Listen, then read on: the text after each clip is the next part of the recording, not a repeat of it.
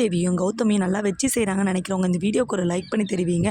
சித்ராதேவியும் Gautami expiry ஆன மரத்துறையை கொடுத்து என் குழந்தையும் என்னையும் சாவடிக்கலான்னு பார்க்குறீங்களா? இது எல்லாத்தையுமே நான் வீடியோ எடுத்துகிட்டு போய் தாத்தாட்ட காட்டி உங்களுக்கு இந்த சொத்துலேருந்து ஒரு நையா பைசா கூட கிடைக்காம எனக்கு பண்ண தெரியும், உங்களுக்கு என்ன அப்படின்னு சொல்லிட்டு பார்த்தீங்கன்னா பயங்கரமாக மிரட்டுறாங்க. சித்ராதேவியும் கௌதமி எங்கடா சொத்து கிடைக்காம போயிட போது இப்போ தாத்தா கிட்ட சொன்னேன் அப்படின்னு சொல்லிட்டு தெரியாமல் வாங்கிட்டாமா மன்னிச்சிருமா அப்படின்னு சொல்லிட்டு போயிட்டு ஃப்ரெஷ்ஷாக புதுசாக வாங்கிட்டு தராங்க எக்ஸ்பீரி ஆகிற மாத்திரையை. இதை தாத்தா கிட்டலாம் சொல்லிட்டாமன்னு சொல்லிட்டு ரூமுக்குள்ளே போயிட்டு கௌதமி சித்ராதேவியும் பேசிக்கிறாங்க. என்னம்மா இவ தொல்லை தாங்க முடியல, மூட்டையில் கட்டிகிட்டு இருக்கும்போது கூட அமைதியாக தான் இருந்தா மாசமாக இருக்குன்னு சொல்லிட்டு இப்போ உண்மையிலேயே மாசமாக இருக்கும்போது ரொம்ப ரொம்ப டார்ச்சர் பண்ணுறலேம்மா, சும்மா விடக்கூடாதுமா, எப்படியாவது அந்த கருவை கலைச்சாகணும், இல்லை இன்னொரு பிரச்சனையை பண்ணி இவளை வீட்டை விட்டு துரத்தி ஆகணும். அவங்க அம்மாவும் வந்து இந்த வீட்டில் உட்காந்துட்டாங்க, நம்ம தான் ஒவ்வொரு டைமும் தோத்துட்டே போகிறோம், என்ன பண்ணுறது தெரியலன்னு சொல்லிட்டு முடிச்சுட்டு உட்காந்துட்டு இருக்காங்க. மகா பார்த்தீங்கன்னா நான் எப்படியாவது போயிட்டு இதை கண்டுபிடிச்சே ஆகணும் மதனை, நீங்கள் வரீங்களா இல்லைன்னு சொல்லி கேட்குறாங்க.